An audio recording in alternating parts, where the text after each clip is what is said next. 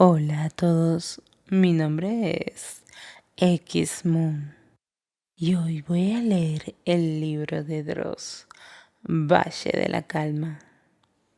Antonella hacía todo lo posible por contener el pánico. Unas rejas gruesas se estaban interponiendo entre ambos, pero no era suficiente. Retrocedió otros 3 pasos contemplándolo. No había gritado ni echado a correr. Sencillamente era presa de la insoportable probabilidad de haber sido víctima de cuidado con el perseguidor. El eso. Era un hombre que sobrepasaba fácilmente los 2 metros de estatura y cargaba una mandarria con sangre seca alrededor del palo y el mazo. Tenía la cara cubierta por una bolsa de tela, con 2 rasgaduras como óvalos hechos en el lugar de los ojos, anómalamente separadas entre sí, y una línea para permitirle respirar por la boca. Parecía un flan con cara, un blando barquillo de helado puesto al revés. Barquillo.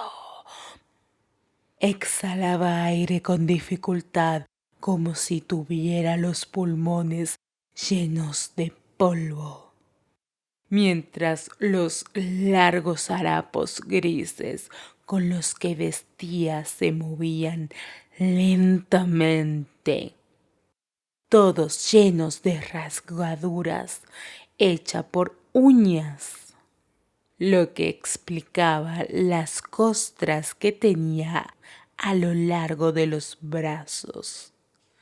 La visión general era tan mórbida como la de una enana enfrentando a un gigante. Sus hombros redondos y gordos permanecían tensos. La espalda ancha tenía una joroba carnosa y dura. Sus piernas anchas de gordo terminaban en 2 zapatos negros con los cordones pulcramente amarrados. Antonella se veía incapaz de articular una sola palabra. Sobre su cabeza estallaba un hongo nuclear que la abrumaba y asqueaba al mismo tiempo. Presa de una bomba de tiempo preñada de horror que se dispararía apenas el hombre, ayudado con su arma, intentara echar abajo la reja. Por el contrario, todo lo que hacía era estar de pie, respirando y observándola, con unos ojos sin dudas horribles que debían hallarse detrás de las rasgaduras. La mandarria siseaba suavemente. Su mano estaba cubierta de trapos hechos del mismo material que la máscara, cubriendo una mano que debía tener el tamaño de un guante de boxeo. El perseguidor, el perseguidor, el perseguidor, el perseguidor. La voz de su mente se intercalaba entre la del niño con síndrome de Down y la de ella. El perseguidor, Antonella, cuidado con el perseguidor. Su respiración pesada, animal, invocaba una sensación de sed. Ella alzó sus manos abiertas, temblorosas, y las puso al frente, haciéndole una señal sutil. Antonella temía correr, porque algo le decía que eso despertaría su instinto asesino, como un animal. Esos miedos, esas posibilidades surcaban su cabeza. Pensó inclusive que tal vez él no la había visto todavía y que por eso estaba quieto. Dios mío. Se dio media vuelta y se retiró en dirección a la puerta que se hallaba en sentido contrario, temiendo más que nunca lo que estaba pasando a sus espaldas. No verlo y saber que estaba ahí era peor. Temía que su respiración asquerosa y acompasada se hiciera enojosa. Temía el frío impacto de la mandarria contra el soporte de las rejas, o la reja misma abriéndose, o el grito asqueroso deshilachado de él. Y temía además lo que hubiera pasado de no haber cerrado la puerta, de quedarse como una estúpida de pie, de no haber obrado a tiempo. Era peor, miles de veces peor, que pensar sobre la almohada en las repercusiones de ese accidente que pudimos haber tenido. Sin quererlo, se apresuró hasta la puerta, de lo que solo se veía una franja blanca en el medio, gracias a la pobre luminiscencia del pasillo oscuro, casi cavernoso, en el que se hallaba.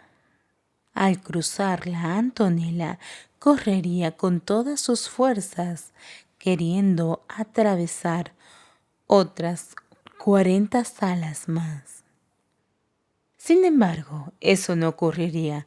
La sorpresa de ver a la enfermera Margot del otro lado, sentada sobre una silla, sería aún mayor. La luz era lúcida. La lámpara despedía un brillo amarilloso, amarillo y opaco, sobre toda la habitación, enmarcada con un tapiz color crema. No había ventanas, tampoco muebles, solo una silla, donde la anciana se hallaba sentada a sus anchas, observando a Antonella con un rostro que no demostraba sensación alguna. Al otro lado se hallaba una mesita de café con un teléfono sin cordón.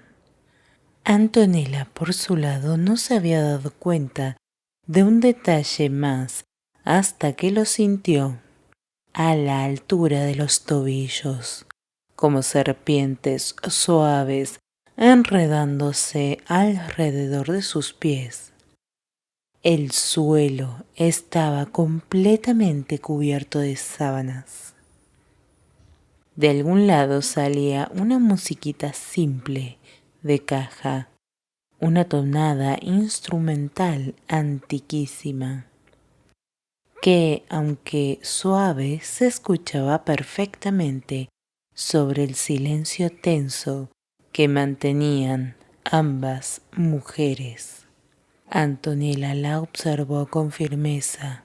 Su frente seria y sus ojos negros eran como sacos de piedra sobre la arrugada señora, que la miraba de vuelta con agrio dejo de dignidad. Cerró la puerta tras de ella con lentitud. «¿Qué está pasando aquí, Margot?» Pero Margot no le contestó. ¿Se da cuenta de lo que ha hecho? ¿En lo que está usted involucrada? ¿Lo de los niños y todo eso? No hubo respuesta. ¿Cómo puede vivir con su conciencia, mujer? ¿No le repugna, no le asquea cuando se ve al espejo por la mañana o cuando se acuesta a dormir?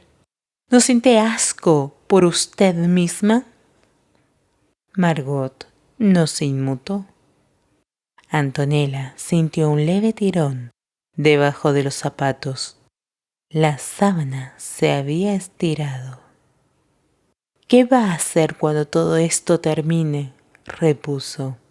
Ningún criadero de gusanos tan grande como el San Niño se sostiene por mucho tiempo, aún en este país. Eso es verdad. Otro tirón más. Antonella lamentó profundamente no haberlo imaginado hace un rato. Se vio obligada. ¿Y ahora qué, maldita sea? ¿Ahora qué? A bajar la cabeza, revisando las abombadas arrugas que se formaban entre la tela. Margot dijo con toda la calma que pudo aunar: ¿Qué pasa aquí? Vení acá, dona. Un gemido largo, plañidero, con voz de bisagra oxidada, bañó sus oídos. La sarnosa cabeza de la niña se asomó entre las sábanas, viendo con miedo a Antonella. Su ojo izquierdo, muerto, seco, contemplaba la pared, pero el otro, el bueno, la miraba como a una enemiga. Giró la cabeza para dirigir un gesto de amor a Margot, quien la rodeó con sus manos y la levantó a su regazo. Arrojó un cacareo alegre por esa herida gigantesca que era su boca. Sus piernas eran ridículamente pequeñas, delgadas, incapaz de sostenerla. Sus rodillas, esferas sobresalientes, bolitas de carne, pensó Antonella, presa de otro de esos ecos mentales involuntarios que aterrizaban en su cabeza como cometas pequeñas en un pantano. No, por favor, no, no. Oyó gritar en su cabeza una voz de horror. La voz de horror de un muchacho que alguna vez había tenido el infortunio de ver a esa niña en una situación parecida. Los ojos de Antonella se humedecieron. ¿Es tuya? La anciana desabotonó la bata y descubrió un corsé antiguo y rojo. De aspecto inmoral, burdo. Descorrió una liga y mostró su teta blanda, caída, coronada por un pezón maltratado. La niña colocó su boca ahí y se quedó quieta.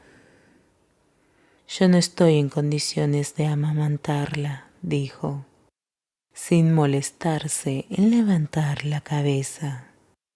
Y ella ya no está en edad de mamar, pero le gusta, la tranquiliza.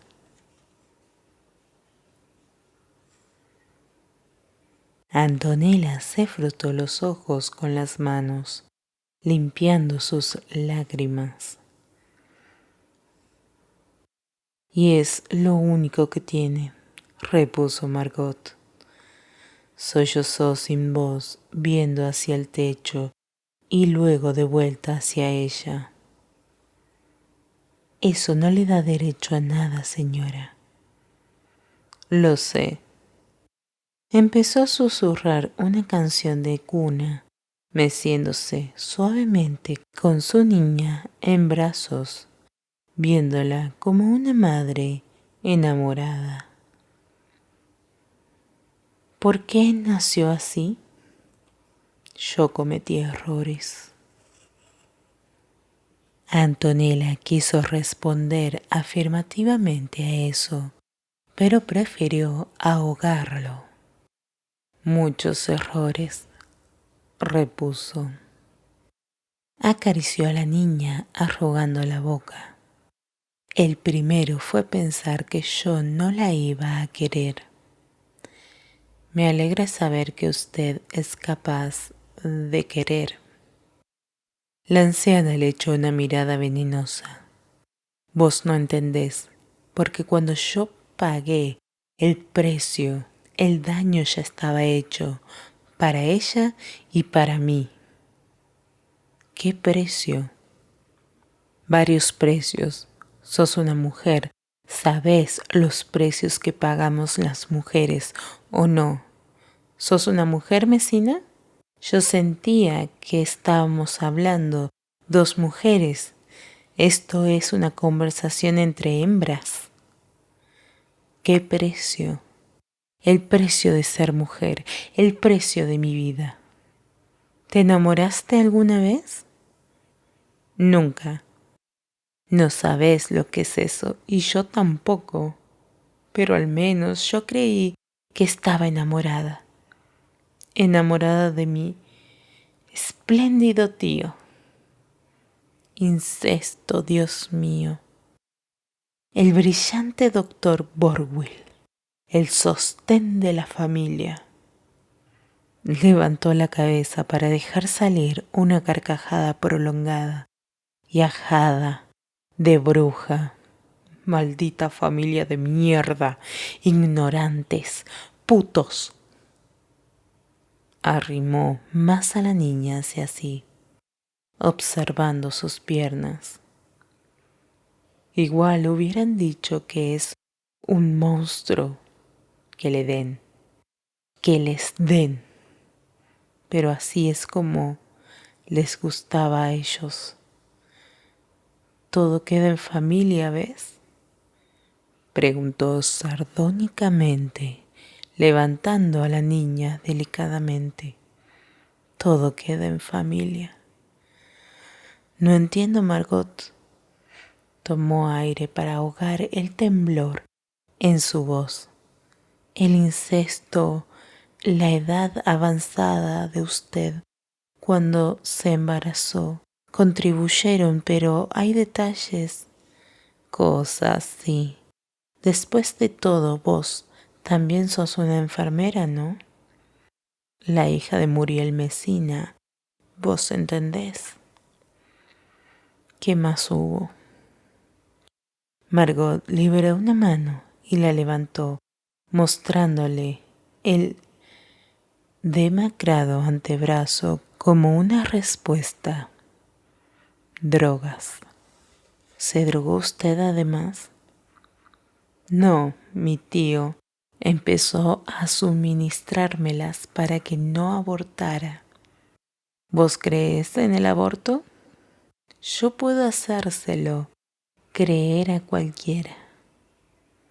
Me golpearon, me ataron. Me daba repulsión saber que iba a parir una hija del modo en que iba a parir, porque yo sabía lo que iba a salir de mi vientre y las drogas contribuyeron a degenerarla aún más. Y aun cuando pensás que vas a tener la seguridad de creer una cosa, la vida siempre acaba sorprendiéndote con que en realidad se oculta algo peor detrás. ¿Peor? Exclamó.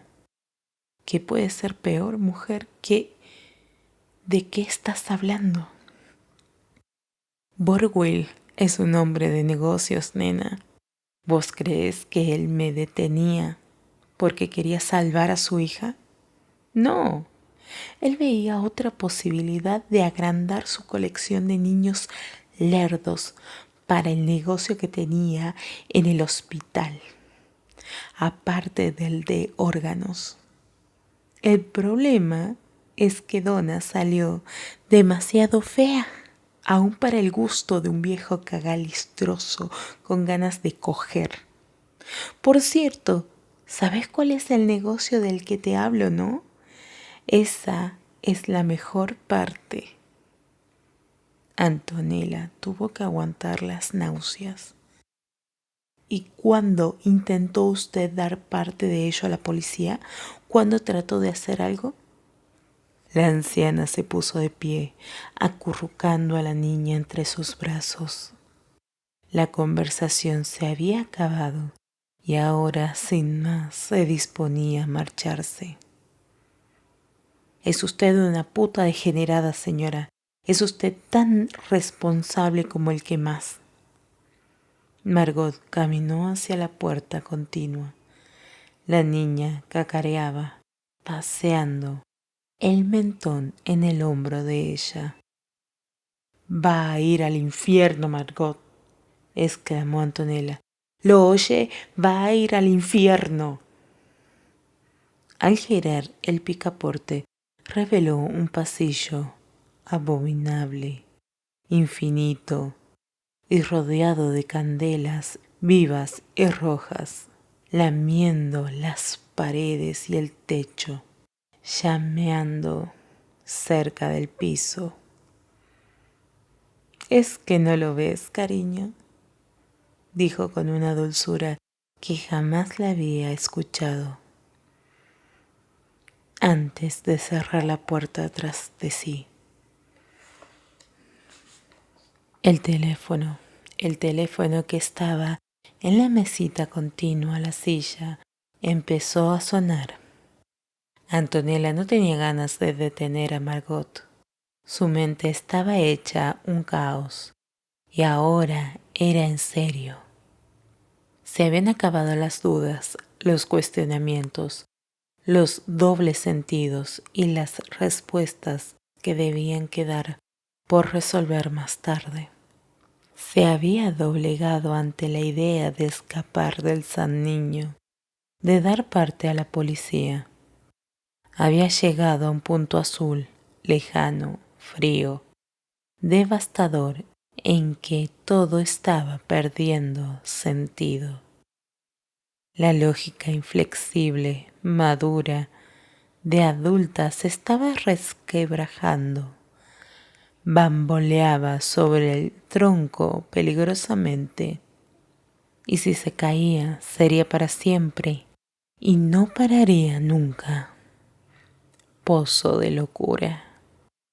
Ahora su mente no era una ruleta de temas. Tijeras, niños, Margot, perseguidor, muertos, teléfono. Sino una fístula enorme, sangrante. Teléfono. El teléfono sonaba. Y sonó otra vez. No tenía cordón, no estaba conectado a la pared, no lo alimentaba fuente de energía alguna. Pero ahí y ahora no importaba. El cómo sigue sonando era lo de menos. Se llevó ambas manos a la cabeza. Observó por largo rato, lo oyó repicar varias veces más. Acercarse, levantar el tubo y ponérselo al oído fue una eternidad. La voz detrás no esperó a que ella hablase, sino que recurrió a una vieja táctica. Un horrido y aterrador grito de rata llenó todos los agujeros del auricular, haciéndose cada vez más fuerte, acercándose cada vez más a ella, hasta metérsele por el oído. La hizo temblar como si le hubiesen descargado electricidad. Antonella cayó desplomada al piso, inconsciente. No se preocupen, esta historia continuará. Buenas noches y dulces sueños.